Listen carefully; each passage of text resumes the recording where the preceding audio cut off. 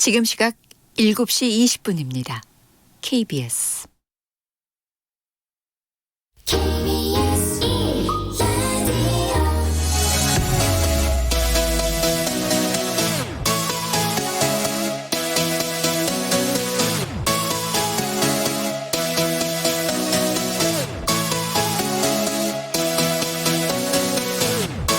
KBS 열린 토론.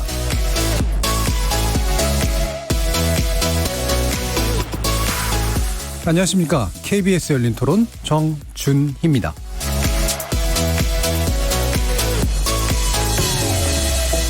KBS 열린 토론 매주 목요일은 평소 찬반 토론의 형식을 좀 벗어나서 여러 분야의 전문가들 모시고 특정 이슈에 대한 다각적인 접근법, 시각, 지식 등을 교차시켜보는 시간을 갖습니다. 이름하여 지적 호기심에 목마른 사람들을 위한 전방위 토크, 줄여서 지목전 토크. 일부에서는 출연자 중 한 분이 골라주신 주제를 가지고 다양한 의견 나눠보고 있는데요. 코로나19의 급속 확산 양상이 좀 지속되면서 코로나19 이상으로 심각한 정보 공해가 사회적 문제로 대두되고 있습니다. 정보 전염병이라는 의미를 지닌 인포데믹스, 근거 없는 추측이나 부정확한 정보가 인터넷이나 휴대전화를 통해 전염병처럼 빠르게 전파되는 현상을 말하는데요. 이번 주 출연자의 픽은 감염병과 21세기 인포데믹스라는 주제로 코로나19가 우리 사회에 낳고 있는 다양한 문제, 그리고 그 안에서 우리가 고민해야 될 부분은 또 무언지 출연자분들과 함께 짚어보겠습니다. 한편 코로나19의 진원지인 중국 우한에 신천지 교회가 있다는 신천지 부산 집화장의 설교 녹취가 공개되면서 그간의 신천지 측 해명에 대한 근본적 불신이 가중되고 있습니다. 이런 가운데 신천지 교회가 지난해 12월까지 코로나19 발원지인 중국 우한에서 모임을 가졌다는 그런 보도가 홍콩 언론을 통해서 나오기도 했는데요. 이번 주 제작진의 픽은 코로나19로 본 신천지 논란이라는 주제로 억제되어 가던 코로나19의 불길을 들불로 바꾸어버린 신천지는 대체 어떤 종교단체인지, 또 왜 그들은 우리 사회와 불화하면서 불신을 자아내고 있는지 종교 전문가를 모시고 자세히 얘기 나눠보겠습니다. KBS 열린 토론은 여러분들이 주인공입니다. 문자로 참여하실 분은 샵 9730 누르시고 의견 남겨주십시오. 단문은 50원, 장문은 100원에 정보 이용료가 붙습니다. KBS 모바일 콩, 트위터 계정 KBS 오픈, 그리고 유튜브를 통해서도 무료로 참여하실 수 있습니다. 날카로운 의견과 뜨거운 참여 기다리겠습니다. KBS 열린 토론 지금부터 출발하겠습니다. 살아있습니다. 토론이 살아있습니다. 살아있는 토론, KBS 열린 토론. 토론은 라디오가 진짜입니다. 진짜 토론, KBS 열린 토론. 자, 오늘 함께 하실 분들 소개하겠습니다. 경제는 좌도 우도 없다. 참 좋은 경제연구소 이인철 소장 나오셨습니다. 네, 안녕하세요. 이인철입니다. 나라를 걱정하는 과학자 이종필 건국대 교수 나오셨습니다. 안녕하세요. 이종필입니다.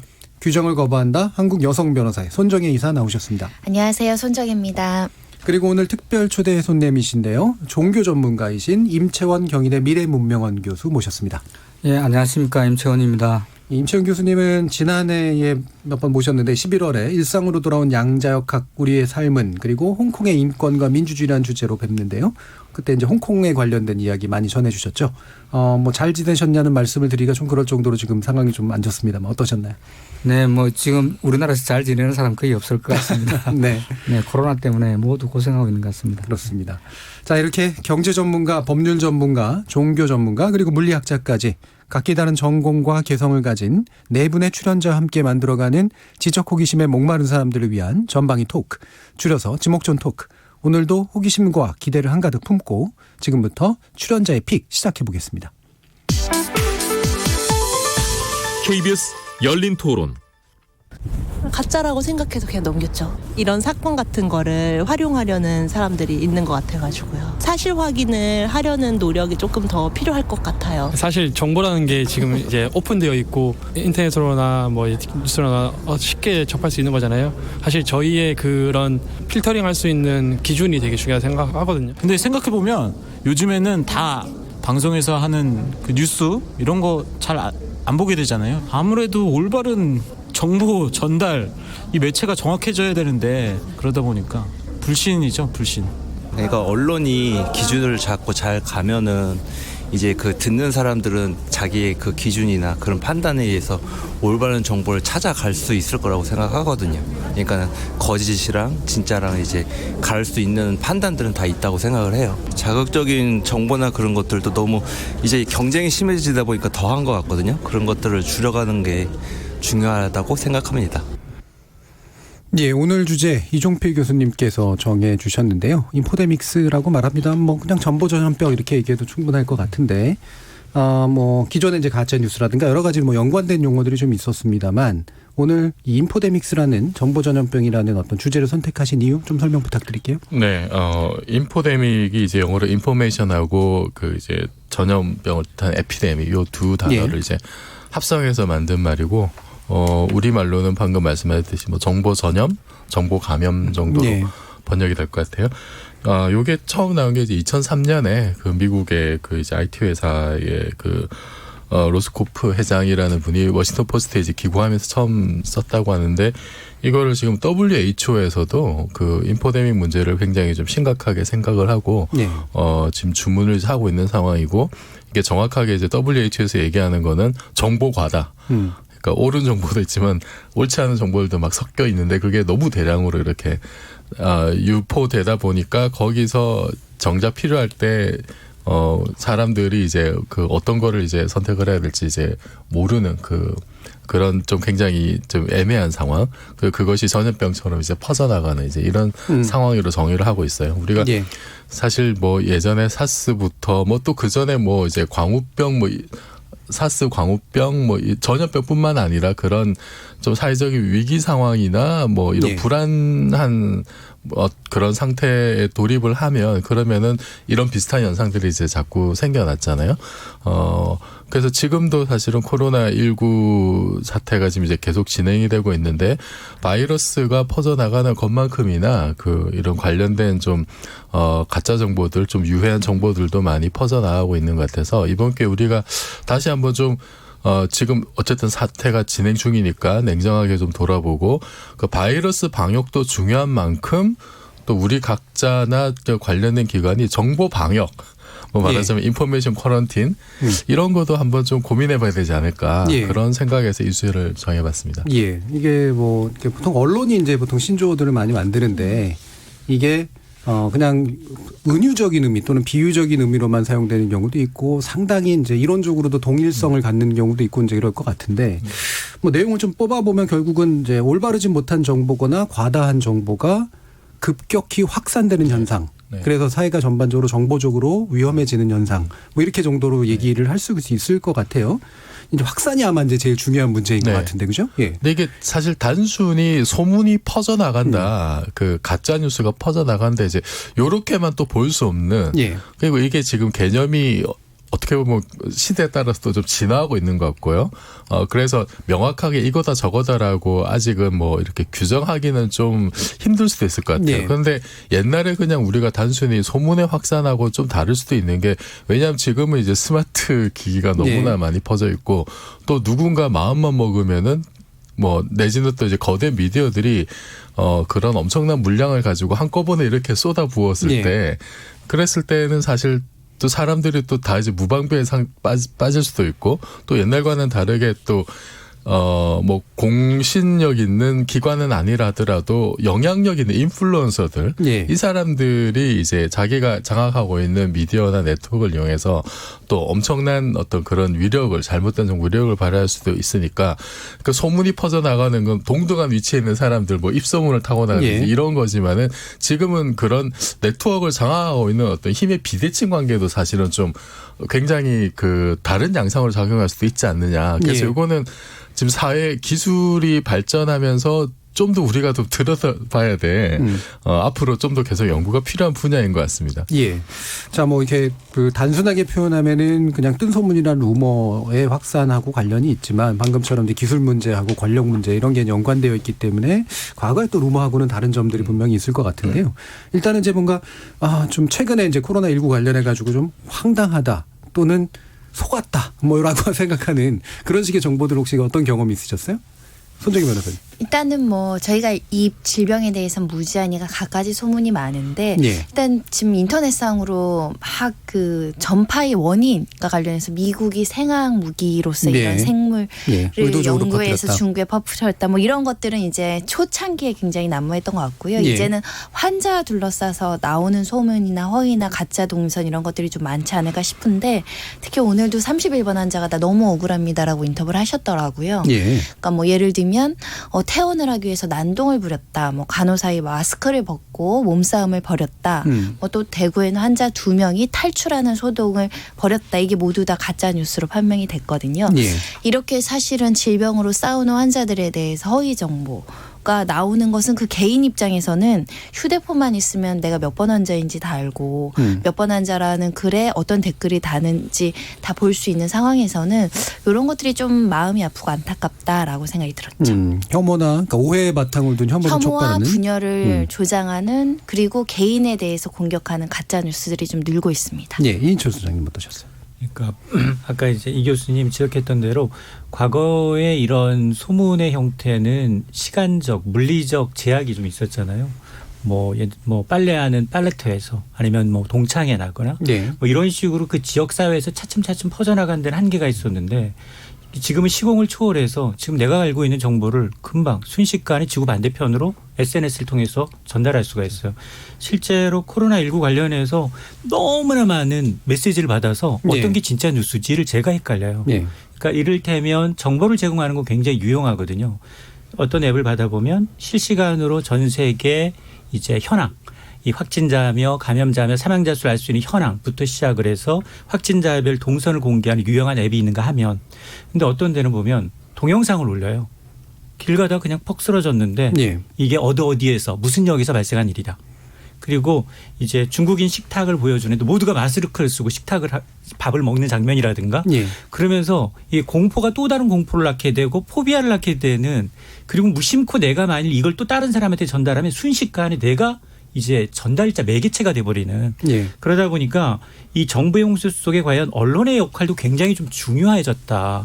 이런 걸 좀 가려내서 유용하고 선제적으로 예방적인 역할을 하는 거는 굉장히 타당한 근거가 있지만 이렇게 무차별적으로 포비아를 형성하고 기피하게 하고 우리들끼리 내부의 정보의 어떤 벽을 가로막는 진실, 팩트체크가 안 되는 정보를 무질서하게 이렇게 내보내는 건 정말 심각한 예. 이 굉장히 정보 홍수 속에 우리가 좀 가려야 될 부분이다라는 생각이 듭니다. 예. 그 그릇된 정보만의 문제가 아니라 사실은 말씀처럼 카카오톡에 쏟아지는 수많은 허위 정보뿐만이 아니라 뉴스 틀어놓은 거 막 이렇게 보고 있는데 그 과정에서 내가 무슨 이득을 얻고 있지라는 이제 그런 사실은 회의가 될 때들이 종종 있었어요. 임채용 교수님 어떠셨나요? 뭐 저는 이게 좀 코로나 19 사태 좀 좁혀가지고 말씀을 드리면요. 예. 지금 이 전염병 이야기를 하는데 저희처럼 미래 연구하는 사람들은 한 10년 전부터 이렇게 전염병들이 계속 생길 거다. 뭐 메르스, 그다음에 사스, 그다음에 이번 코로나, 그다음에 1, 2년 후에 또 다른 형태의 또 다른 바이러스가 생기고요. 세균이 생길 수 있습니다. 예. 그리고 보는 것처럼 이 코로나가 지금 아시아뿐만 아니라 금방 이탈리아에 전파되고요. 미국과 다른 전 세계에 전파되고 그다음에 하버드 학자는 아마 60% 70%까지 확산될 거라고 예. 이야기하는데 언제나 전염병이 확산되는 게 이게 앞으로 그 하나의 글로벌 트렌드일 거고요. 그럴 때 초기 단계에 정보가 부족하니까 불확실성이 많고 또 공포가 조장되니까 좀 좁혀서 보더라도 질병의 문제, 전염병의 문제에 있어서 정말 이렇게 이렇게 우리가 이야기하는 이런 문제들이 계속 나타나리라 보고요. 예. 또 하나는 그럴 때 예방책은 뭐냐면 증거거든요. 증거 기반한 이렇게 대처가 있느냐 그게 문제인데 초기 행태는 아무래도 증거가 부족하기 때문에 네. 좀 정폭했다가 좀 조정 기간을 거쳐가는 이런 방식이 되지 않을까 그런 생각입니다. 예. 결국은 전염병이라는 게 우리가 인류랑 함께 하고 있는 네. 거고 사실 글로벌 경제와 함께 언제나 사실 이런 일들이 일어날 수 있는데 문제는 코로나19 같은 경우처럼 사실 무지하기 때문에 거기는 알 수 없기 때문에 생기는 게 이제 제일 큰 거잖아요. 그 증거 언제쯤 나올 것 같으세요?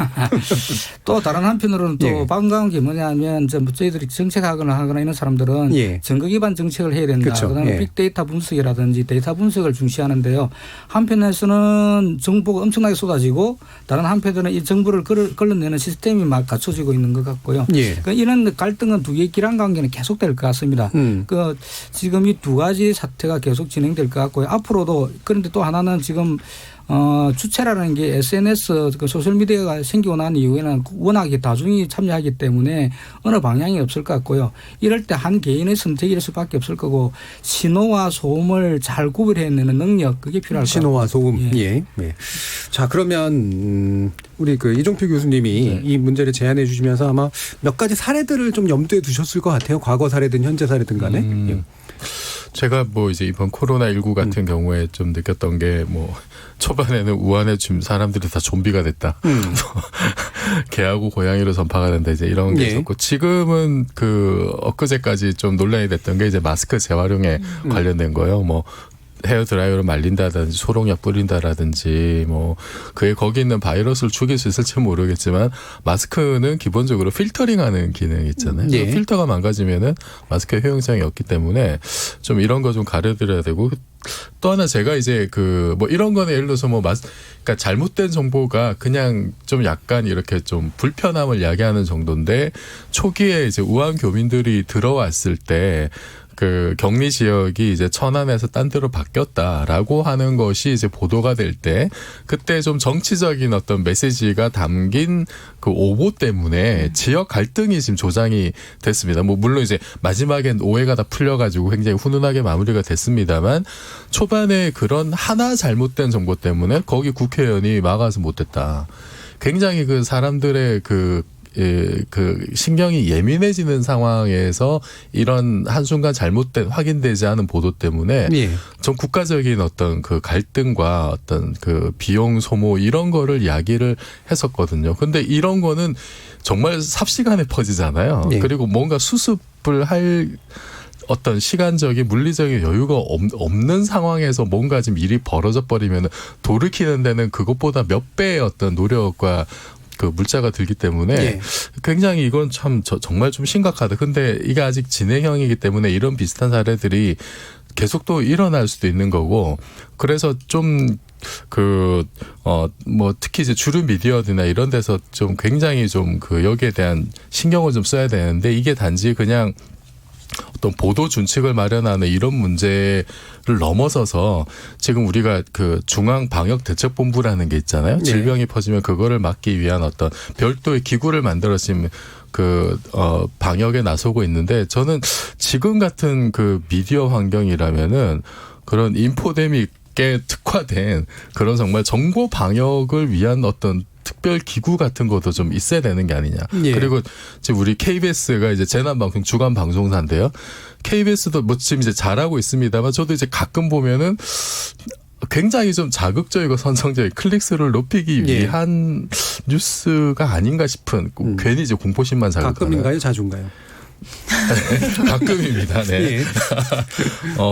그런 꼭지들을 좀 봤습니다. 그래서 적어도 이제 재난 방송을 주관하는 방송사라면 거기에 대한 좀 어떤 특별한 준비. 왜냐하면 앞으로도 이런 일들이 이제 그 예기치 못한 사태들이 생길 수 있잖아요. 거기에 예. 대한 좀 조직적인 대비도 좀 필요할 것 같습니다. 네, 이종필 교수님이 정확하게 말씀 주셨어요. 재난방송 주관방사. 근데 재난주관방송사로 잘못 아시는 분들이 굉장히 많습니다. 재난 방송을 주관하는 방송사죠. 그렇죠. 네.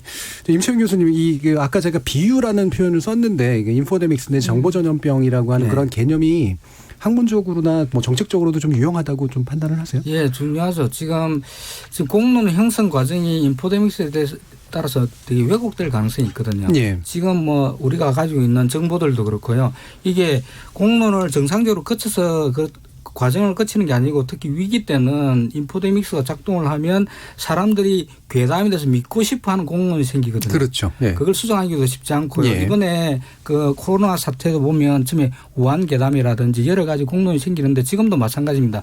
중국인 입국을 제한할 거냐 말 거냐 이게 근거가 있거나 치밀한 토론을 통해서가 아니고 예. 어떤 누가 주도하는 인시데이트가 있으면 그게 따라가 버리거든요. 유인이 뭐라고 생각하세요? 그런 걸 믿고 싶어하는.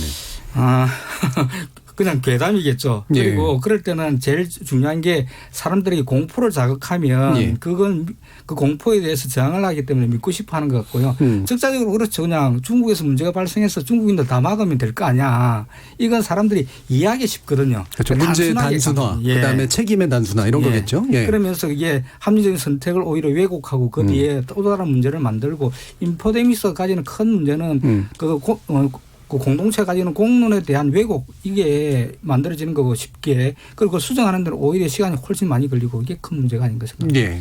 실제로 그래서 이런 이제 그 정보 전염에 의한 문제들이 이렇게 좀 위급한 시기에 그 가시적으로 많이 드러나는데 뭐 과거 경험에 대해서 얘기해 주셔도 좋고 이인초 소장님 보시기에는 이런 경제적인 이제 충격 같은 거 이런 건 굉장히 심각할 것 같은데요. 맞습니다. 이게 사실은 그 사망자와 확진자가 이제 기하급수적으로 늘게 되면 예. 사람의 심리는 이게 지역사회 감염자가 많아지게 되면 나는 중국에 갔다 오지도 않았는데 내가 잠재적 이제 감염자가 될 수 있다. 이런 공포심 때문에 예. 어떤 이제 자기가 듣고 싶은 정보만 듣게 돼요. 그러다 보니까 이런 정보, 혹한 정보 정말이야? 피해야 돼? 중국인은 모두 기피 대상이어야 돼? 이런 쪽에 정보를 쏠리게 되는데 이런 것들이 가장 민감하게 반응한 게 금융시장, 주식시장이에요. 예. 그래서 초창기에 이 사건이 발발하면서 이제 메르스 때는 메르스 당시 그리고 코로나 때는 코로나 테마주가 생겼어요. 당시에 이제 금융감독원이나 이제 한국거래소가 시장 감시를 통해서 초창기에 처음에는 한 16개 종목군들에 대해서 그걸 모니터링을 했어요. 네. 그게 주로 보면 뭐 마스크를 제작한다거나 손세정제 아니면 백신 관련 주들이었거든요. 그런데 이런 종목들이 주가 하루 변동폭이 막 하루에 상한가 갔다 하한가 갔다를 네. 반복을 하고 갑자기 주가가 급등락을 하고 이런 뉴스에 의해서 움직이는 거예요. 근데 실질적으로 보게 되면 지금 마스크가 품절 사태이긴 하지만 마스크를 대량으로 생산할 수 있는 방법도 없거든요. 마스크 필터를 원자재를 수입해야 되는데 예. 그리고 그 이윤 많이 만들어서 당연히 이윤 많이 남겠지만 그게 정말 온전히 제조업체의 이윤이 아니라 이게 중간 유통업체들이 사재기하고 매점 매석을 통해서 이윤을 부풀리고 있다는 점 때문에 예. 실질적으로 마스크 제작 회사가 굉장히 이윤을 남길 확률은 적어요. 그럼에도 불구하고 시장에서는 이거는 뜬다. 뭐 몇만 장 이상 이제 북한 내지는 이제 중국에서 사재기하고 있다. 뭐 이런 식으로 소문을 내게 되면 그 주가는 뛰어요. 예. 그러니까 당장 이제 매출이나 실적에 영향이 없음에도 불구하고 주가가 급등락하는 걸 막기 위해서 이제 시장 감시 제도를 통해서 16개 종목을 초창기에 딱 감시하고 있다라고 하니까 예. 그 종목들의 주가는 좀 잠시 주춤했어요. 그러다가 시간이 지나면서 확진자 그리고 사망자가 늘어나니까 이게 2배로 더 늘어났어요. 최근에는 32개 종목으로. 그러니까 이게 이 테마주라는 건 늘 있어 왔어요. 예. 시장이 하락할 때도 보면 이런 하이에나처럼 주식시장에는 뭔가를 주식을 미끼를 던져서 그걸 누군가 개미들 일반 개미들이 정보에 좀 취약한 일반 개인들이 이제 매수를 하게 되면 그때 빠져나오거든요. 예. 이 테마주라는 표현이 제가 볼 때 너무 순화된 표현 같아요. 뭐 좀 약간 악한 표현은 없어요. 하이에나처럼. 그러니까 그거에 이제 물리게 되면 예. 이제 이게 왜냐하면 전부 주식이 다 내리는데 이 종목만 오르면 개인 투자자들 입장에서 이건 굉장히 호재가 있네. 예. 그리고 늦게 들어가요. 네. 그런데 막상 그걸 팔게 저게 되면 이미 이제 기관들이나 이제 이 주도 세력은 다 빠져나왔는데 이걸 살 사람이 없는 거예요. 네. 그러니까 늘 손해는 개인 투자자들이 봤던 거거든요. 그러니까 이제 테마주라고 해서 이렇게 특히나 이제 코로나 테마주와 관련해서 손세정제다, 백신이다, 예. 백신 개발 한 1년 넘게 걸립니다. 매출로 연결 안 돼요. 그럼에도 불구하고 그걸 혹합니다. 예. 주가가 오르면 정말 오르는구나라고 하게 되면 그 손실은 본인 손실이기 때문에 정말 100% 저거는 가짜 뉴스입니다. 예. 그럴 땐 투자를 유도하고 그럼으로써 개미를 털어먹는 이제 그런 방식의 이제 혼란들이 또 이제 만들어진다라는 그런 말씀이셨는데요. 손중기 변호사님 같은 경우에 뭐 법 쪽에나 법적으로 그런 어떤 문제들을 좀 보신 적 있어요? 지금 이런 허위 정보를 유포하고 가짜 환자인 척 하신 분들 지금 소리 소문 없이 구속되고 계시죠. 아직 뭐 환자 속보가 너무 많아서 관심을 못 받고 있는데 예를 들면 요번에 대구 신천지 갔다 왔다라고 그 배달 업체에서 일하시는 분이 허위로 신고해서 예, 실제로 그렇죠. 검사까지 받았습니다. 예. 동선을 확인했더니 대구 신천지는 갔다 온 전력이 없고 허위 신고를 했기 때문에 지금 구속영장 신청돼서 구속이 됐고요. 이게 죄목은 뭐예요? 위계이한 공무집행 방해입니다. 공무집행 공무집행 방해. 지금 한 명의 공무원 인력이 굉장히 부족한데 이렇게 허위 신고하면 그 사람 검체 신고해야 되고 그 키트 다시 해야 예. 되고 국가적인 인력과 세금 낭비가 엄격한데 또 모방 범죄가 있을 수 있기 때문에 이렇게 구속까지 하는 이례적인 상황은 아니고요. 메르스 사태 때도 예. 실제로 본인이 태권도 관장인데 간호사가 내 친구 와이프인데 그 병원 의사와 간호사가 지금 무슨 병원에서 다 환자다 이렇게 올린 사람 뭐 실형은 안 났지만 징역 6개월 집행유예 2년 받은 사례도 있고요. 그 당시만 하더라도 나 바레인에 갔다 왔습니다. 의심 증상이 있습니다. 이렇게 허위 신고한 사람 1심에서는 벌금 1,000만 원이었는데 워낙에 사회적인 부작용이 크다라고 해서 항소심에서 징역 6개월이 선고가 되는 예, 경우가 있거든요. 실형이 된. 그러니까 지금 검찰청 대검에서 무조건 구속 수사하겠다라는 입장을 표명을 했어요. 허위 신고라거나 가짜 정보를 양산하거나 개인정보를 누설하는 경우에는 구속수사를 원칙으로 엄중하게 대처하겠다. 이렇게 할 수밖에 없는 것이 사실 검찰과 수사 인력들도 동선을 최소화하셔야 되잖아요. 예. 근데 이런 허위 신고 나오면 수사 인력 정말 낭비되거든요. 그런 측면에서는 이 본인이 허위 정보하면 엄한 행정력, 사법 인력의 낭비가 있을 수 있고 본인에게는 구속 수사가 따를 수 있고 제명은 감염법 관리법 위반과 위계이한 공직방이 네. 공무집행 방해죄가 성립할 수 있습니다. 네, 줄임말이었네요. 공무집방. 네, 너무 길어서요. 네. 그러니까 공무집행방해, 그다음에 이제 사생활 침해 관련된 문제, 뭐 개인정보법 그렇죠. 위반이나 개인정보법 공무상 위반. 비밀 누설 이런 것들을 예. 검토해 볼 수 있고요. 가장 형량이 센 게 위계이한 공무집행 예, 예. 방해죄인데 이게 5년 이하의 징역이기 때문에 보통은 실형까지 나오지 않지만 지금 이렇게 엄중한 시기에 허위 신고하는 것은 구속 수사를 원칙으로 하고 있고 실제로 이 지금 대구 신천지 갔다고 호기심에 허위 신고했다라는 젊은 친구거든요. 예. 근데 구속됐습니다. 조심하셔야 돼요. 그러면 이제 이게 한 가지 더 우리가 짚어보면 좋을 게 확실하게 잘못한 주체가 있는 경우는 이런 식으로 이제 강한 조치가 가능한데 중간에 유포를 하는데 관여한 경우 이런 것들은 사실 좀 애매하잖아요. 허위성에 대한 인식이 있었냐. 예를 예. 들면 이 사람이 가짜 뉴스를 양산을 했는데 그것을 진실로 믿고 유포했을 경우까지는 처벌하기는 어렵죠. 그렇죠. 하지만 만약에 그거에 대해서 과실이 있거나 실제로 의심해 볼 만한 충분한 정황이 있음에도 불구하고 유포를 시켰다면 적어도 과실 부분에 있어서는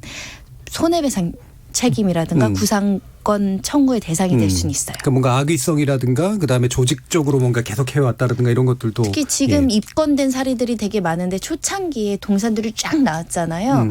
근데 이 업체를 가지 않았거든요. 근데 이 업체를 갔다라고 엄한 업체들을 막 끼어들었어요. 그 업체들 한 3, 4일 동안 영업 제로거든요. 그럼 만약에 그 업체에서 이걸 유포한 사람을 찾아서 공동 연대 책임자로 최초 유포자 1, 2, 3, 4, 5까지 손해배상 청구를 한다고 한다면 첫 번째 유포자는 고의 과실이 명백할 거고요. 예. 두 번째, 세 번째까지는 고의까지는 아니더라도 과실이 입증이 되면 손해배상 책임을 물릴 수도 있습니다. 예, 지금부터 카톡에 이런 거 많이 뿌리시는 분들 조심하셔야 될 것 같습니다. 자, 그러면 그 이종필 교수님이 보시기에 약간 이제 그 정보 방역 그렇죠? 예, 뭐 정보 면역을 유도해내는 거, 뭐 이런 것들, 아까 쿼런틴이라는 방역 표현을 쓰셨는데 이게 실질적으로 좀 이렇게 뭔가 과학적으로 성립 가능하다 이렇게 네. 보세요? 예. 그래서 사실 이게 그 전염병이 유포되는 거를 이제 수학적으로 모델링해서 사람들이 연구를 많이 합니다. 네. 수학자들이나 뭐 이제 물리학자들 중에도 이제 뭐 다체계 이런 거 하시는 분들이 연구를 하는데 그거랑 이렇게 뭐 루머가 퍼지는 거를 거의 비슷하게 보고 예, 확산이론. 전염병이 확산되는 모델을 소문 확산하는데 그대로 적용을 해요. 예. 그래서 연구들을 많이 해왔는데 그 중에 이제 뭐 하나 작년에 나온 거 보니까 뭐 SNS에 그 루머가 어떻게 퍼지느냐 요거를 이제 전염병 확산 모델로 예, 예.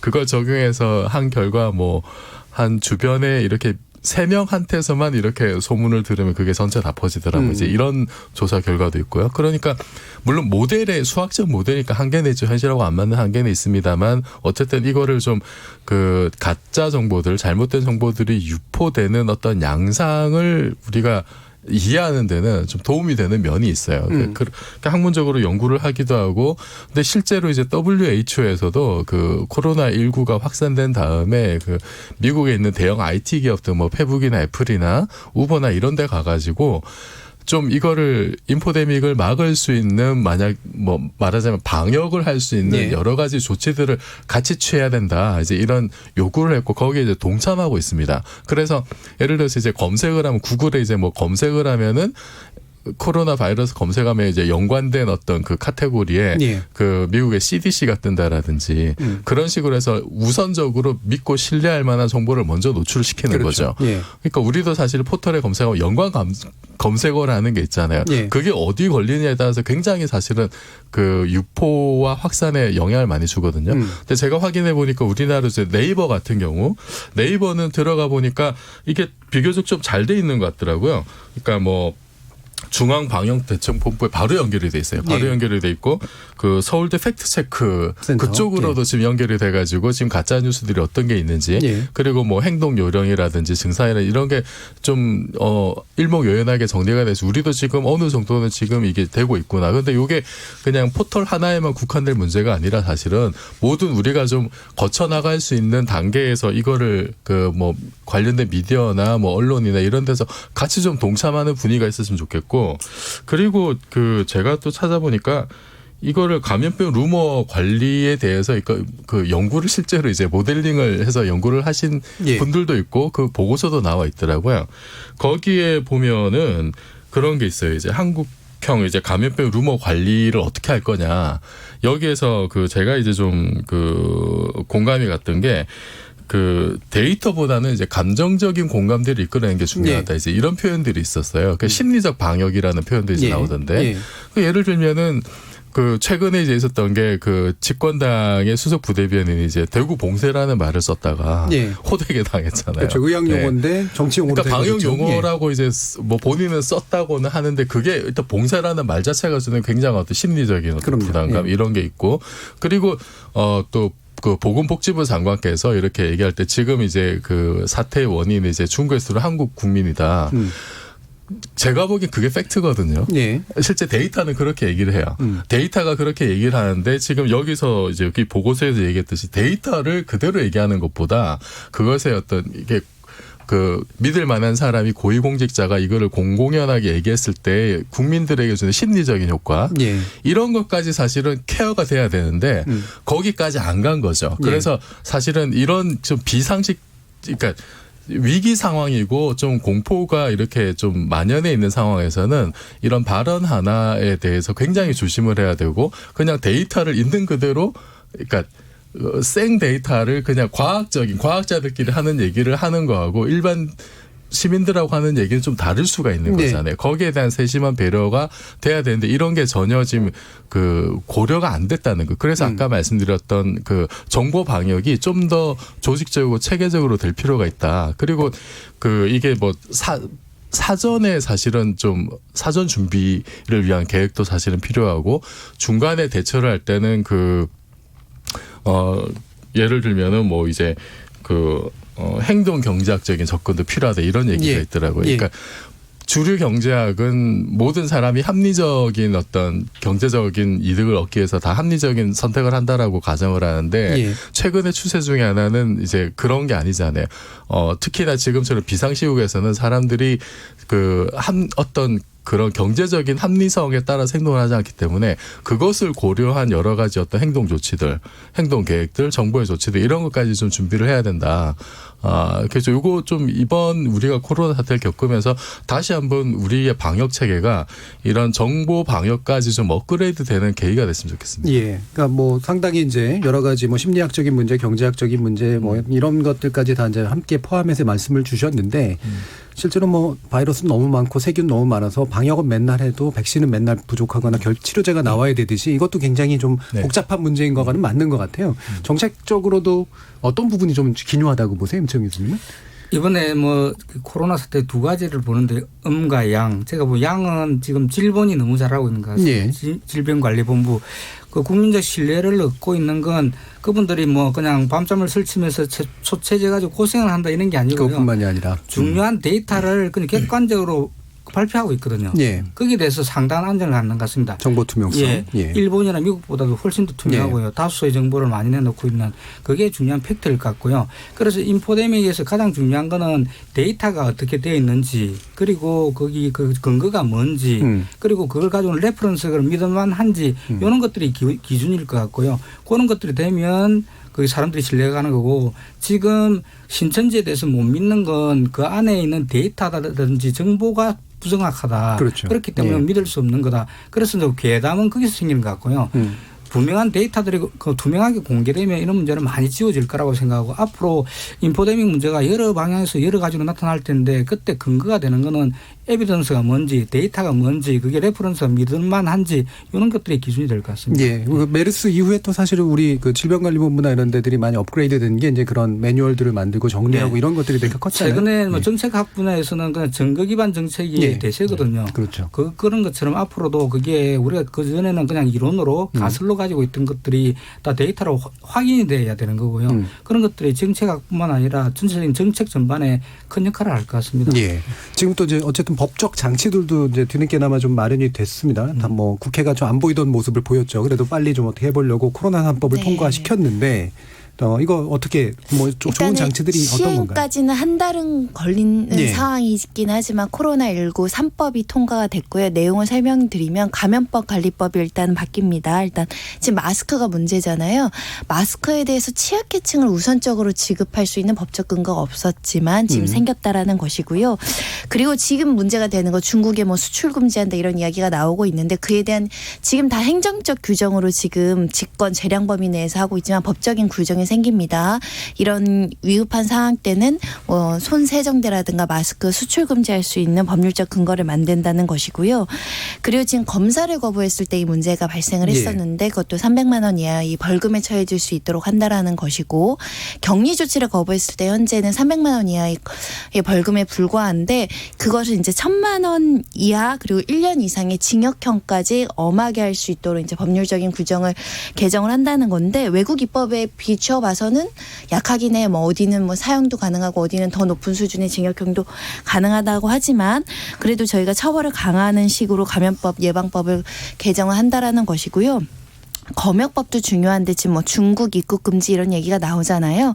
사실은 법률적인 근거가 미약했습니다. 그래서 지금 위험 지역이나 이런 것들을 판단되면 외국인에 대해서 입국을 금지시키거나 출국을 명할 수 있는 법률적인 근거를 마련하고 있는 상황이고요. 예. 의료법도 이제 개정이 되는데 의료 종사자들을 위한 겁니다. 지금 예를 들면 어디 다녀왔느냐라고 물어봤을 때 허위로 보고하는 일들이 꽤 많은데 이런 부분에 대해서 의무적으로 해외 여행력이나 이런 것들을 확인할 수 있도록 하는 것이고 의약품 처방 제조 때도 이런 것들을 확인할 수 있는 근거 규정이 마련되는 것이고요. 상시 감시 체계를 통해서 의료기관에 어떤 의심 환자가 왔을 때 이것을 적절하게 통제하고 투명하게 볼 수 있는 여러 가지 제도를 한다는 거고 그리고 이제 역학조사관도 메르스 때 늘렸는데 또 늘릴 수 있는 근거 규정을 마련했다고 해서 요 세 개의 법률이 제대로 정착하면 조금 더 나은 현실이 되지 않을까 합니다. 이런 이제 방역에 관련된 인력들을 확충하는 문제, 그다음에 지금 시기 재난 시기에 굉장히 긴급하게 필요한 어떤 제품들을 제대로 수급하고 뭐 차단하거나 이런 식의 문제. 그다음에 기타의 뭐 환자들이나 이런 검사를 받아야 되는 분들이 뭔가를 거부하는 거라든가 자가격리라든가 이런 것들을 거부하는 문제 이런 것들에 대한 처벌 규정.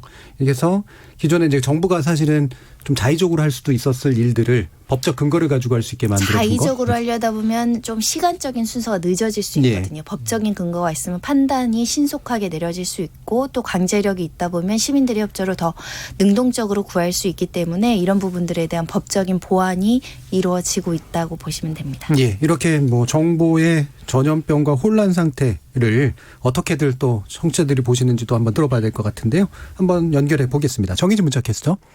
네, 안녕하십니까. 감염병과 21세기 인포데믹스라는 주제 앞으로 청취자 여러분들이 보내주신 의견 소개해드리겠습니다. 먼저 유튜브로 의견 주신 김순애님, 와, 정준희 교수님의 방송은 믿음이 갑니다 해주셨고요. 유튜브로 의견 주신 허도행님, 자료가 편집된 사기일 수 있다는 걸 생각하고 봐야 하는데 그렇지 못하고 자신이 보고 싶은 부분만 보는 분들이 있는 것 같아요. 정보의 과다가 가지고 온 문제점이라고 생각합니다. 콩아이디 오윤재님, 난무하는 정보들 속에서 우리에게 어떠한 태도와 안목이 필요한지 생각해봐야 합니다. 또 가짜뉴스를 만들고 배포한 이들에 대한 처벌을 강화해야 합니다. 콩아이디 K758님, 허위 신고하는 자들은 강하게 처벌해야 합니다. 목숨 걸고 고생하는 의료진을 비롯한 공무원들을 생각해보세요. 유튜브로 의견 주신 미무수원님, 잘못된 정보는 곰팡이 포자처럼 멀리 빨리 번져가죠. 우선 예방수칙을 따라갑시다 라고 보내주셨네요. 네, KBS 열린 토론. 이 시간은 영상으로도 생중계되고 있습니다. 유튜브에 들어가셔서 KBS 일라디오 또는 KBS 열린 토론을 검색하시면 지금 바로 토론하는 모습 영상으로 보실 수 있습니다.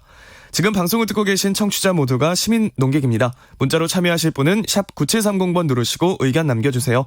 단문은 50원, 장문은 100원의 정보 이용료가 붙습니다. KBS 모바일 콩, 트위터 계정 KBS 오픈을 통해서도 무료로 참여하실 수 있습니다. 계속해서 청취자 여러분들의 날카로운 시선과 의견 보내주세요. 지금까지 문자캐스터 정의진이었습니다. 자, 정보 전염병의 문제를 들고 나와주신 이종필 교수님, 마무리 발언 잠깐 해주신다면. 그 예전에 비해서 지금 우리 정부가 굉장히 지금 업그레이드된 것 같아요. 정보를 신속하고 투명하게 공개하고 있고 정보를 일단 믿으면 될 것 같고 우리 개인들로서는 일단 의심하는 자세 그리고 자기가 직접 확인하는 자세가 필요합니다. 근데 그거 이제 분명히 한계가 있죠. 한계가 있을 때는 어떻게 하냐? 전문가를 믿으시면 돼요. 예. 그런데 지금 이제 여러 전문가가 많습니다. 다른 전문가 말고 전문가 행세하는 사람들도 많죠. 예. 예. 그 뭐 의사님들 믿을 만하지만 그 중에서 특히 이제 감염의학회, 예방의학회 정말로 그 전공인 분들의 말씀을 1차적으로 경청을 하면은 그러면 인포데믹스 문제를 우리가 좀 해결할 수 있지 않을까 생각합니다. 예, 그렇습니다. 이렇게 전염병보다 무서운 게 오염된 정보의 확산이죠. 과도한 불안과 공포를 다스려서 우리 공동체의 차분한 문제 해결 역량을 다시금 일깨워야 할 때가 아닌가 싶습니다. 지목전 토크 출연자의 픽 여기서 마무리하겠습니다. 여러분께서는 KBS 열린 토론과 함께하고 계십니다.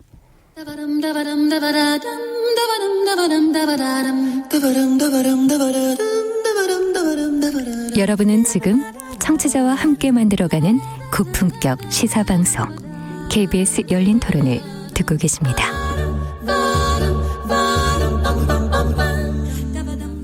신천지 교회 종교 활동은 어떻든 간에 우리 한국의 이 코로나 이 큰 재난 사태를 특별히 이제 그 인식을 하시고 빠른 시일 내에 잘 수습이 되도록 적극적으로 협조를 해야 된다고 봅니다. 국민이 안전하고 마음 놓고 생활할 수 있어야 종교도 있고 뭐 다른 뭐 경제 활동도 있지. 가만히 있었으면 좋겠는. 당연히 국민의 건강이 우선이라고 생각하죠. 종교의 자유를 우선한다는 거는 개인을 먼저 생각한다는 거니까 국민의 안전을 위해서 그런 건 좀 자제해야 되지 않을까. 명단이나 교회 리스트를 요구했었을 때 협조를 잘 해줬었으면은 그런 상황까지 안 갔을 텐데 강제 해산을 뭐 한다고 해서 될 것 같지는 않고. 신도 20몇만 명이라 그러더라고요. 정부에서 그 사람들 빨리 찾아가지고 조치를 빨리 해야 되는 거예요. 이상 있는 사람은 자가 격리를 시키든지. 가끔 집에 찾아오신 분들이 좀 있었어요. 그냥 일반 교회처럼 전도를 하는 것처럼 접근을 하다가 대화를 나눠보면 좀 다른 교리로 해석을 하기 때문에 그때 좀 신천지 신도들이 신천지 신도라고 얘기하는 걸 본 적이 없어가지고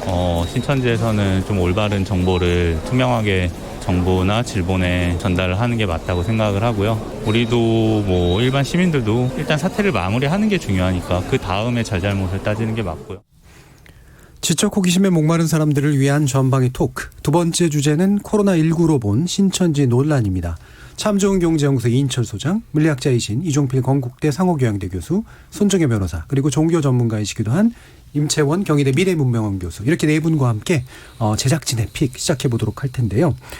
신천지라고 일단 알려져 있고요. 또 이제 이번에 결국은 이제 크게 확산시키는데 일조할 수밖에 없었던 그런 집단인 건 맞는 것 같은데, 정식 명칭은 이제 신천지 예수고 증거장막 성전이라고 길게 돼 있긴 합니다. 배경 설명을 좀 부탁드릴게요, 임채원 교수님.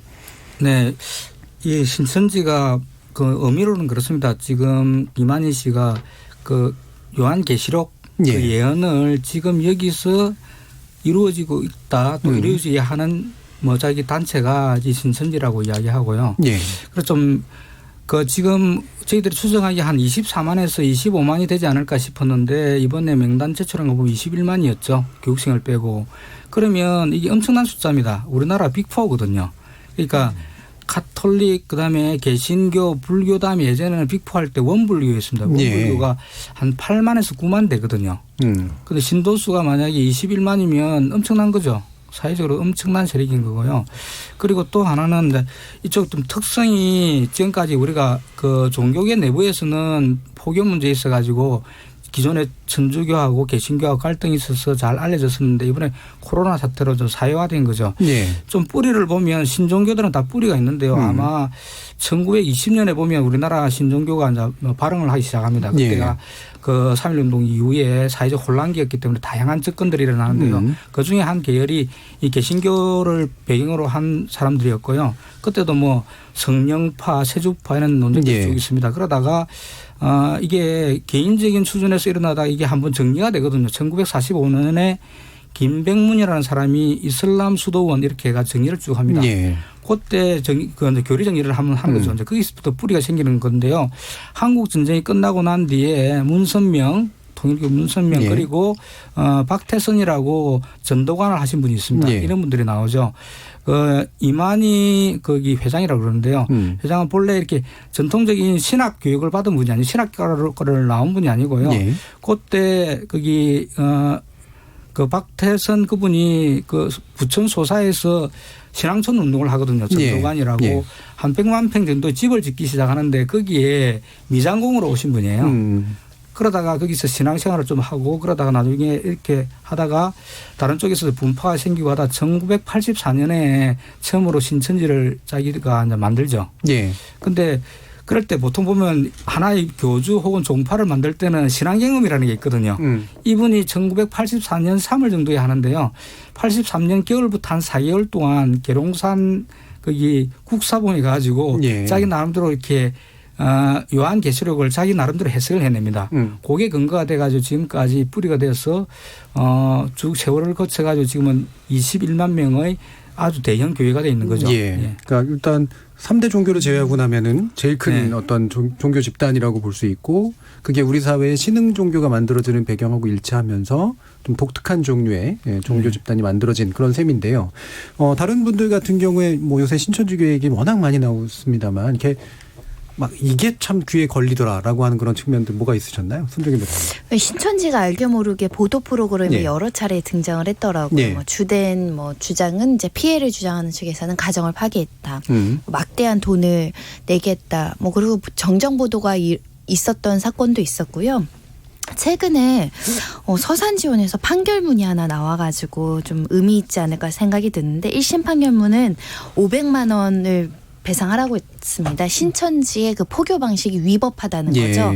이 뭐라고 주장하고 뭐라고 판단이 됐냐면 신천지 서산교회가 이제 처음에 포교를 할 때 우리가 신천지야 이렇게 이야기를 하지가 않고 문화체험 프로그램이 있거나 성경 공부 명목으로 이제 교육을 받게 하고 만약에 신천지 아니냐고 의심을 하면 아니다. 정상적으로 위장한 신도들을 또 배치를 해서 믿게 했다라는 것인데 이런 포교 행위는 종교의 자유를 넘어서 우리 헌법과 법질 서가 허용하지 않는 위법한 행동이다라고 이제 손해배상금을 작지만 500만 원을 선정한 사건이 실제로 있었더라고요. 사실입니까? 그러니까 사기라기보다는 내가 어떤 종교를 선택하는 데 있어서는 자유롭고 그 진정한 의사로 선택을 할 수 있어야 되는데 속여서 그러니까 속여서 있다라는 거죠. 그래서 돈을 냈다라면 그게 사기가 해당될 수도 있을 텐데 예. 이것은 위자료 정신적인 위자료를 책정했던 거기 때문에 미국에서는 사기로 봅니다. 네, 포교 행위 자체가 위법하다라는 사법 판단이 1심이지만 있었다는 것이고 그리고 거슬러 올라가면 지금 신천지 우한교회 지혜를 폐쇄했다 이런 이야기를 신천지에서 하잖아요. 예.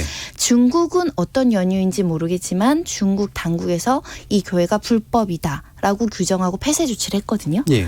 그러니까 이거는 우리나라는 이제 법 체계가 달라서 중국이 할 수 있는 조치이긴 한데 어찌됐든 중국 당국도 근거가 있으니까 불법 포교, 불법 종교로서 폐쇄 조치를 했던 건 아닐까. 그래서 예. 그 연유는 뭐고 이 사람들이 그렇게까지 폐쇄당할 만한 행동을 무엇을 했을까라는 좀 의문과 궁금증이 생겼죠. 예. 그럼 바로 받아서 설명을 좀 부탁드릴게요. 예. 사기라는 거는 그 미국에서는 법적 사기가 아니고요. 일단은 개념적으로 어떻게 이야기하느냐 하면 통일교와 관련이 있는데요. 통일교가 미국에 가지고 좀 포교를 할 때 거기 자기가 통일교다 이러면 사람들이 경각심이 있기 때문에 예. 접근을 안 하니까 처음에 자기가 통일교라고 말을 하지 않습니다. 뭐 신종교라는 게 한국도 있지만 일본도 있고요. 예. 미국도 있고 좀 종교 자유가 그렇죠. 좀 확대되어 있는 나라에서 많은 편입니다. 최근에는 중국 810 이런 것도 그렇게 포함될 텐데 그럴 때 사람들이 자기가 처음에는 자기가 뭐지 통일교라고 이야기하지 않고 하다가 일정 정도 신뢰가 쌓이고 거기에 대한 믿음이 생기면 세계 평화를 이야기하고 예. 문선명 이야기를 하는 거죠. 이걸 미국에서는 초기 사기, 이니셜 디셉션 이렇게 이야기하는데요. 예. 이건 속인 거다. 그렇기 때문에 이게 윤리 문제가 제기되는 거고 여기에 대해서는 나중에 반대로 강제 개종이라는데 자기 아들이 미국 사람들이 아들이 많이 가지고 그런 일들이 생기니까 아들 딸들이 나중에 그걸 그 종교단체 빼내올 때 납치도 하거든요. 예. 그걸 처음에 시작을 불법적으로 했기 때문에 때려 넣은 방식에도 그게 아하. 조금 문제가 있어도 괜찮다는 용인되는 이런 분위기였고요. 그래 그걸 초기 사기 이렇게 표현을 하죠. 네. 초기 사기. 그러니까 처음부터 제대로 된 내용을 알리지 않은 채 불법적으로 이제 그게 지금 신천지도 그대로 반영되고 있는데 신천지에 지금 사람들이 저 사람들은 신뢰하기 힘들다 이렇게 이야기하는 게 모략교리라는 게 있습니다. 네. 처음에는 거짓말 교리 모략. 이렇게 하는데 모략이라고 하는데요. 그게 종교학적으로는 크게 나쁜 말이 아닙니다. 성경에서는. 아하. 처음에 그러니까 자기들의 3대에게 자기들의 신앙을 좀 알리기 위해서는 그런 사람들 추수꾼이라 그러는데요. 예, 추수꾼이라고. 예, 그 사람들을 가지고 나중에 수학을 한다 이런 의미인데 그러기 위해서는 처음에 좀 속여도 괜찮다, 허용된다 이런 거고요. 그래서 그게 광범위하게 퍼져 있는 거고 대신에 그러면 신뢰를 잃으니까 초기에는 자기를 숨기고 하고요. 처음에 할 때는 예전에는 지금은 이름이 많이 바뀌었는데 무료 성경연구원. 무료 성경연구원. 예, 그런 식으로. 굳이 왜 무료로 붙였을까요? 뭐 그냥 가면 그래서 한 교리 공부를 자기가 신천지 교육을 받는다는 걸 모르고 한 6개월 정도 이렇게 받는 거죠. 예. 그리고 난 다음에는 자기가 그게 이제 좀 믿음이 가고 확신이 될 때 우리가 신천지다 이렇게 표시를 하는데 아마 그런 것들이 처음에는 이게 거짓말 교리 이렇게 하다 나중에 자기들 좀 문제가 있다고 생각하니까 나중에 이름이 모략 교리라고 이렇게 바뀌는데요. 지금 하나의 패턴은 지금 코로나에 대해서 커밍아웃을 하느냐 이럴 때도 그런 게 좀 영향을 미치지 않았나 아무래도요. 이렇게 예. 생각합니다. 자, 이렇게 좀 사실은 은폐 성향이 굉장히 강한데 그리고 속이기도 하고 그러니까 정보를 제대로 안 주는데 20몇만 명이나 된다라고 하는 건 확률적으로 우리가 어디서든지 보게 될 확률이 있단 말이에요. 맞습니다. 소장님 보셨어요? 아니요. 저도 뭐 사실은 왜냐하면 지금 전 사회적인 어떤 공분의 대상이 되고 있기 때문에 옆에서 만일 신자 교인이라 하더라도 신부를 속일 수밖에 없죠. 그런데 지금 그동안은 사실 대구 경북 지역에서 어떤 종교단체라고 하면 옆에 앉아서 노래 부르고 그리고 뭐 같이 이제 찬송가 부르고 이러면서 이제 밀접 접촉자일 수밖에 없는데 그동안 우리가 우려했던 거는 이게 지역사회 감염 2차, 3차 감염이다라고 했는데 최근에 홍콩의 언론 보도나 이제 내부자 증언을 일부 이제 따르면 지난해 12월부터 이제 이 신천지의 교인들이 이제 코로나의 발원지라고 할 수 있는 중국 우한에서 200여 명이 집회를 했다. 모임을 가졌다. 이런 얘기가 나오니 이렇게 되면 결국 이제 지역사회 감염이 아닌 현지에서 물론 뭐 이에 대해서 신천지 측은 이제 즉답을 이제 피하고 있죠. 피하고 있음에도 불구하고 우리가 추측할 수 있는 건 그러면 그쪽에서 이제 숙제가 와서 우리가 이제 매개체가 될 수도 있겠다 이런 이제 의심을 할 수밖에 없고 근데 이런 교인들에 대한 이제 정확한 명단 파악이 안 되니까 이제 일부는 이 가운데는 공무원도 있다는 거 아니겠습니까? 대민 업무 종사를 하시는 분들도 있고 이러다 보니까 점점점 지역사회에서 불안감이 더 커지고 있기 때문에 지금 전체적인 명단을 달라고 했는데 그 명단조차도 숫자가 지금 들쑥날쑥 맞지 않는다라는 것 때문에 신뢰성에 대한 문제를 지금 가장 크게 제기하고 있는 거 아니겠습니까? 그러니까 아마 이게 2차, 3차 감염뿐만 아니라 이제 시민들이 정말로 이단이다. 뭐 교회 내에서 뭐 여러 가지 얘기할 수 있겠지만 굉장히 배척하고 이렇게 이제 따가운 눈총을 받지 않기 위해서는 정확한 정보 제공을 통해서 이게 클리어하게 이제 감염 경로를 우리가 파악을 해야지만이 확산을 좀 줄일 수 있는데 이 자체가 지금 지금 봉쇄된 상태이기 때문에 계속해서 이제 시민들이 이제 질타가 이어지고 있는 거라고 이렇게 생각합니다. 종교의 자유가 있으니까 뭐 그들의 이제 신념의 문제에 대해서는 뭐라고 할 건 아닙니다만 그들의 이제 집단적 행동이 아까도 얘기했던 불법성이나 반사회성 같은 것들을 이제 포함하고 특히나 지금 재난 시기에 문제를 일으키기 때문에 우리가 문제 삼지 않을 수가 없는데요. 임채훈 교수님은 아까 신흥 종교란 말도 쓰셨고 이단 그리고 뭐 사입이나 유사 종교 유사한 말들이 막 사용되잖아요. 어떤 개념으로 표현할 때가 가장 정확하다고 보세요? 그게 신흥 종교는 아닌 것 같고요. 그거는 좀 기성종교가 바라보는 입장에 신종교라고 표현하는 게 맞을 것 같고요. 그다음에 이단, 그다음에 정통 이건 신학 논쟁에서 있는 이야기지만 그 하나의 주체로서 자기들이 종교 행위를 하는 건 종교적 다양성의 관점에서는 인정을 해 줄 수 있는 부분인 것 같습니다.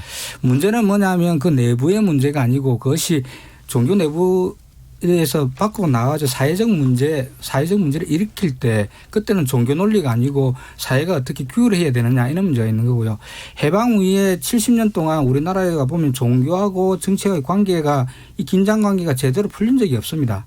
지금까지는 어떻게 보면 종교는 과잉 보호됐다고 할 수도 있는 거죠. 그러니까 60년대 70년대 전쟁 이후에 보면 우리가 원조 경제에 의존할 때 특히 복지 같은 경우를 국가가 방치할 때 외국 원조단체들, 종교단체들 중심으로 했었고요. 그다음에 70년대 민주화 운동할 때도 사실은 해외 종교단체에 빚을 많이 졌거든요. 그런 연유들 때문에 우리가 좀 그리고 민주화 이후에는 종교단체가 표를 많이 가지고 있으니까 정치인들이 그걸 조금 활용하는 경향이 있고요. 또 종교계는 그걸 또 받아가지고 자기들이 이용하는 경향이 있고 또한 언론도 보면 광고 수입을 대형 광고주가 또 종교계니까 함부로 못하고 그래서 종교계를 견제하는 장치가 우리나라는 아주 취약하다.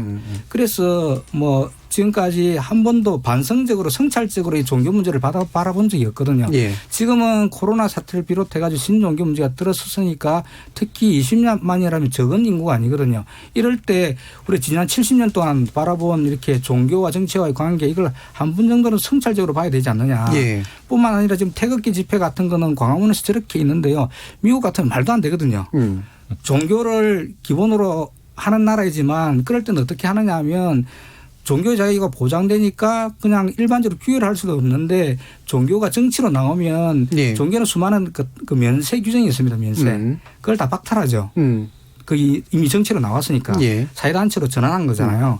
그런 것처럼 이번에 코로나 사태에서 신천지가 보여주는 것도 만약에 사회적으로 이렇게 해악을 끼치면 자기들 정보를 공개해야 된다고 생각합니다. 그래서 제가 보기에는 신천지가 이번에 역설적으로 엄청나게 저는 이익을 볼 거라고 생각합니다.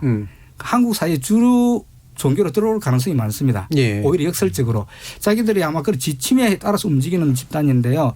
지금 보시는 것처럼 자기들이 21만 명의 정보 공개를 한 거죠. 그러면 아마 경우에 따라서는 신천지가 그전에 2단으로 가 있다가 지금 제도화될 가능성도 있는 거고요. 그랬을 때 신천지가 가지는 사회적 책임, 한국 사회에서 인정받는 대신에 사회적 책임을 어떻게 할 건지, 자기들 이렇게 문제에 대해서 책임을 어떻게 질 건지 이런 문제가 남아있는 것 같습니다. 여러 가지 좀 문제를 한꺼번에 좀 제기해 주셨는데 결국 좀 요약을 하면 이게 종교의 자유라고 하는 이름으로 그냥 사실은 좀 방치되어 온 측면들이 있는데 실제로 이 종교가 사회 또는 세속에 실질적인 영향을 미치거나 뭔가 섞이는 현상들이 나타났을 때 사회적 책임을 제대로 다하게 만들 만한 정확한 어떤 관계 정립, 법적인 정비 이런 것들이 이제 필요하다는 말씀이시죠. 가이드라인이 되든지 입법이 되든지 근데 사회적 합의와 공론이 이제 우리나라 최초로 들어간 거죠. 70년 이후 해방 이후 70년 동안 그게 방치되었다가 이번에는 이 사태를 중심으로 해가지고 신천지가 이단이다 정통이다 이런 논쟁을 말고 그 신천지뿐만 아니라 천주교, 개신교, 불교를 포함해가지고 사회와 경제 그리고 정치관 종교와의 관계 이걸 어떻게 우리가 성숙한 자세로 나아갈지 이걸 한번 근본적으로 성찰해보는 계기가 된 것 같습니다. 저는 과학을 하는 입장에서 사실은 모든 종교는 이단이든 정통이든 사실 좀 과학하고는 좀 이게 좀 결이 안 맞긴 하는데 옛날에 히포크라테스라고 이분이 왜 의학의 아버지가 됐냐 그러면 다들 악령에 씌어서 병 걸렸다. 하나님이 단죄했다. 그리고 이제 그리스 신화 이야기하고 그러던 시절에 이분은 임상 연구를 하셨던 분이에요. 그래서 의학이라는 학문이 성립된 겁니다. 그러니까 이게 지금 종교에서 과학이 떨어져 나오는 게 지금 그런 상황, 악령과 어떤 주술적인 미신적인 이런 요소를 탈피를 해온 게 과학 역사거든요. 근데 만약에 이제 예를 들어서 지금 코로나 바이러스 우리의 기도의 힘으로 물리칠 수 있다. 이게 그냥 레토릭이면 괜찮은데 정말로 그래서 병원도 안 가고 지금 진료도 거부하거나 검사도 거부하는 사태까지 간 거잖아요. 예. 그러니까 이게 지금 레토릭이 아니라 생활 규율이 돼버린 거거든요. 이거는 다른 사회와 완전히 격리되거나 자기만의 어떤 규칙으로만 살아가겠다라고 하는 걸로 지금 읽혀요. 예, 예. 근데 제가 뭐 이제 그 종교는 하나도 모릅니다만 제가 주워 들은 말 중에 그런 게 있어요. 하나님의 것은 하나님에게, 가이사의 것은 가이사에게. 예. 이미 이거는 사실 이제 방금 이제 종교와 사회 관계 우리가 정립해야 된다고 말씀하셨는데 이미 그 옛날에 예수님께서 제가 알기로는 신앙을 어떻게 신앙인들과 사회의 관계에 대해서 이미 이렇게 명확하게 정립했어요. 가이사의 것은 가이사에게로 가야 되는 거고. 예. 그러니까 자기 내부의 어떤 율법이나 어떤 교리나 이런 게 다들 생활 규칙 같은 게 있겠지만 그것이 다른 사회로 나가는 순간에는 가이사의 법칙을 따라야 되는 거거든요. 제가 알기로는. 예. 그리고 거기 하나 더 얹으면은 과학자의 것은 과학자에게 전문가에게 좀 이렇게 맡기고 그런 뭐 의학적인 바이러스 문제가 있으면 제발 좀 그 방역 당국의 지침을 따라야 된다. 그리고 지금 이게 그냥 단지 거기 계신 분들의 개인적인 어떤 건강 문제가 아니라 그게 사회 전체적으로 지금 위협을 예. 지금 빠지게 할 수 있는 그것 때문에 지금 굉장히 심각한 거잖아요. 이게 예. 자칫 잘못하면 우리가 정말 중세 암흑기로 돌아가는 게 아닌가 생각이 잠깐 들 정도로 좀 경각심을 가지고 좀 한번 생각해 봐야 되지 않을까 싶습니다. 예, 이렇게 이제 사회 속에서 그러니까 특히나 제도화된 종교라면 그러니까 제도화라고 하는 건 결국은 사회와의 어떤 교육, 어떤 공존의 어떤 문제들을 해결한 그런 방식이잖아요. 근데 우리나라 제도권 종교 자체가 사실은 사회와의 공존의 방식을 잘 해결 못한 부분들, 예를 들면 세금 문제라든가 이런 것들도 있고 그런데 해외 같은 경우는 종교 문제를 오랫동안 겪어왔기 때문에 이런 사회와 또 사회 또는 세속과 종교의 관계를 어떤 식으로 이제 푸는 방식이 있을까요? 그냥 간단히 일본하고 미국 경우를 좀 비교해서 말씀드리면 일본 같은 경우에 오음진리교 사건이 일어났을 때 그거는 종교와 뭐 사회와 정치 관계를 어떻게 설정해 놨느냐 법을 만들어 놨었거든요. 일본 같은 경우에는 종교법인법을 만들어 놨었고요. 그 종교법인법은 일반 형법이나 상법에 대한 특별법으로 종교를 규율하는 법률을 만들어 놨던 거죠. 일본은 그냥 종교 자유 같은 게 크게 신장된 나라는 아니었으니까 메이지 이후에 그게 만들어집니다. 그 1935년이 그 만들어지고 우리나라 식민지였기 때문에 그 일찍에 1915년 정도에 뭐 포교 규칙 이렇게 만들어 놨었고요. 예. 그랬을 때는 그 법률이 있으니까 그냥 너 살인의 근거를 했던 단체다 해산해라 해산해버렸거든요. 그러면 우리나라에 지금은 그런 게 없거든요. 예를 들면 지금 세월호하고 구원파 그때 사건을 돌아보면 나중에 그때 언론으로부터 구원파가 엄청나게 비난을 받고 그다음에 여러 가지 이 기사들이 많았는데 그 이후에 구원파들의 차곡차곡 소송을 다 겁니다. 예. 고소고발을 해가지고 99%가 나중에 구원파가 명예훼손, 비방 이런 걸로 승소하거든요. 예. 그거는 근거 법률이 없기 때문에 그렇죠. 예. 심판할 수 없는 거고요. 지금 마찬가지로 신천지도 언론 대응팀이 있습니다. 아주 치밀하게. 아마도 언론에서 나오는 기사들 다 검색하고 있을 거예요. 자기들이 불리한 거는 다 수집하고 있고. 예. 기자도 양성해서 지금 침투시켰다는 보도도 있었죠. 있습니다. 다 대응팀이 있고요. 그게 아주 민감하거든요. 대단한 파워를 가진 집단입니다. 그리고 난 다음에 특히 나는 뭐 좀 소수신문, 인터넷 신문이나 이런 것들은 다 고소고발 당한 거예요. 예. 그래서 좀 지금 방송을 듣고 계신 분들은 기사를 쓸 때도 좀 신중하시라. 다 고소고발 당합니다. 예. 그리고 하면 아마 근거 규정이 없기 때문에 우리나라는 가이드라인도 없기 때문에 아마 언론들이 심하게 쓰면 다 패소할 거거든요. 예. 그런 걸 좀 참고하시면 좋을 것 같고요. 실제로 법적으로 맞다고 보세요.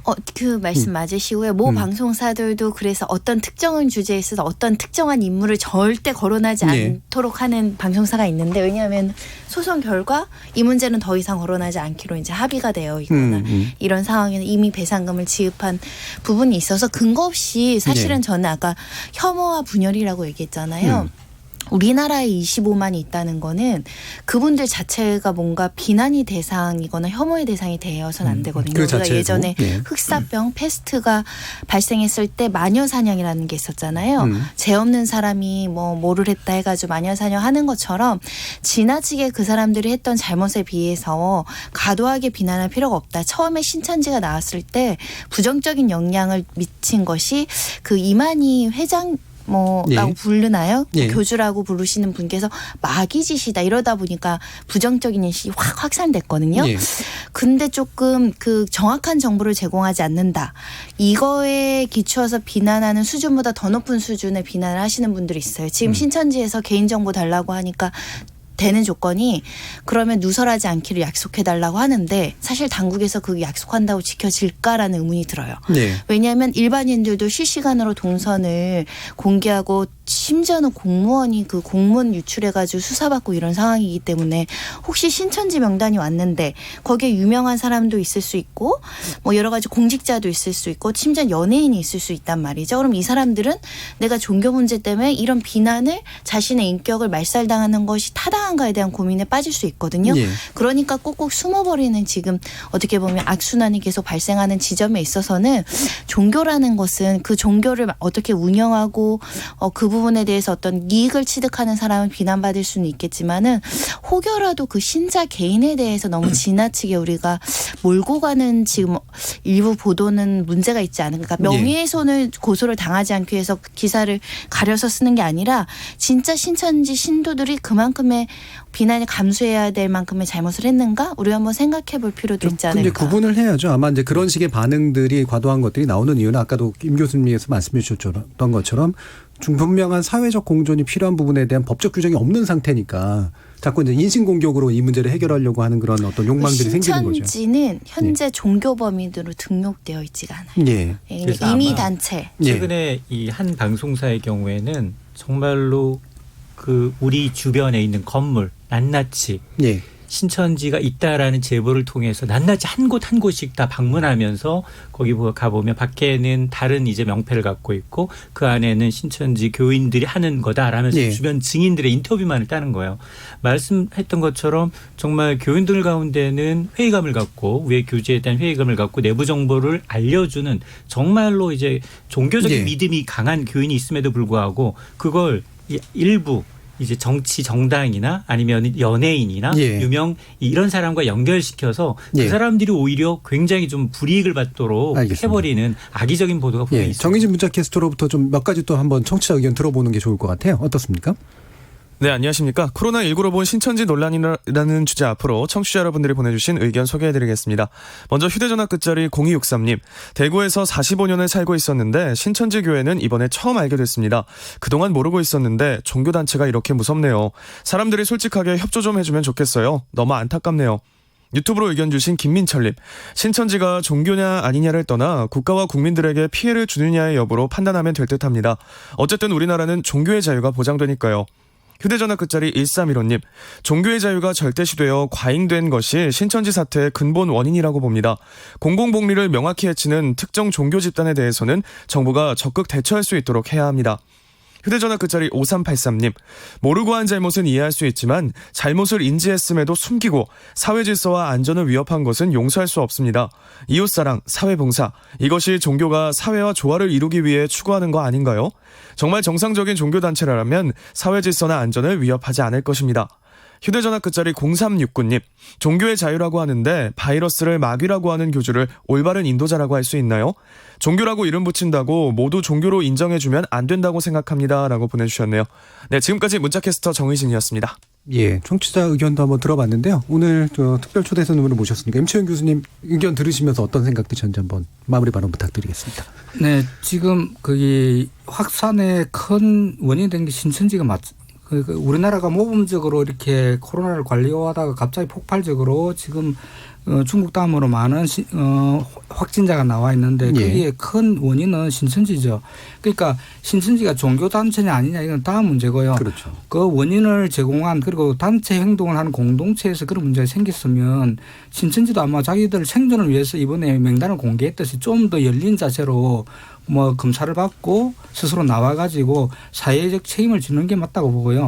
그게 앞으로도 신천지를 위해서도 좋을 것 같고요. 그리고 사회 전체를 위해서도 지금 이 사태가 의사들은 3월, 4월까지 갈 거라고 하는데 하루빨리 좀 조속히 좀 찾아들일 수 있는 가장 큰 힘은 그 원인의 진앙지였던 신천지가 빨리 정보를 공개하고 같이 공존하는 방법을 찾는 게 좋을 것 같습니다. 신앙은 자기들 신앙 지킨다고 우리가 뭐 나무랄 것도 아니고요. 그런데 원인이 됐으면 원인의 제공자가 적극적으로 좀 협력하는 게 필요할 것 같습니다. 예, 그럼 짧게 하나만 더 여쭤보면 피해자론을 들고 나왔잖아요. 그 부분 어느 정도 정당하다고 보세요?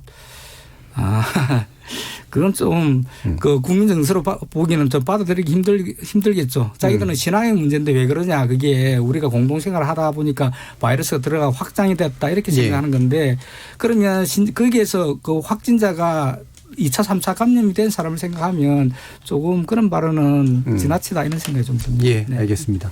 KBS 열린 토론 매주 목요일 지적 호기심에 목마른 사람들을 위한 전방위 토크 줄여서 지목전 토크로 청취자 여러분 만나고 있는데요. 오늘은 네 분의 전문가와 함께 감염병과 21세기 인포데믹스 그리고 코로나19로 본 신천지 논란 두 가지 주제를 가지고 여러 가지 의견 나눠봤습니다. 참 좋은 견제 연구소 이인철 소장, 물리학자이신 이종필 교수, 그리고 손정혜 변호사, 종교 전문가이신 임채원 경희대 미래문명원 교수 이렇게 네 분 모두 수고하셨습니다. 감사합니다. 감사합니다. 저는 내일 저녁 7시 20분에 다시 찾아뵙겠습니다. 지금까지 KBS 열린 토론 정준이었습니다.